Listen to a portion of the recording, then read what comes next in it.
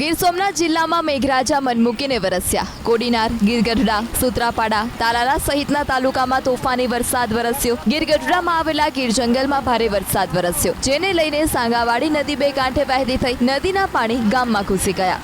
જંબુર ગામ પાસે સરસ્વતી નદીમાં આવ્યું ઘોડાપુર। નદીના પાણી માધુપુર ગામને જોડતા માર્ગ પર ફરી પડ્યા। તાલાલા પ્રાચી હાઈવે પર જળબંબાકારની સ્થિતિ। સાસણ અને તલાલા પંથકમાં પણ ગાજવીજ સાથે વરસાદ વરસ્યો, જેને લઈ જામવાડા બાબરિયા ફોરેસ્ટ રેન્જમાં પાણી ભરાયા। તાલાલામાંથી પસાર થતી હિરણ નદીમાં ઘોડાપુર આવ્યું। ગીર વિસ્તારમાં વરસાદને કારણે હિરણ નદીની જળ સપાટીમાં સતત વધારો। ઉપરવાસમાં વરસાદને પગલે દ્રોણ ગામ નજીક પસાર થતી મચ્છુંદરી નદી બે કાંઠે નદી પરનો ચેકડેમ છલકાતા આહલાદક દ્રશ્યો સર્જાયા।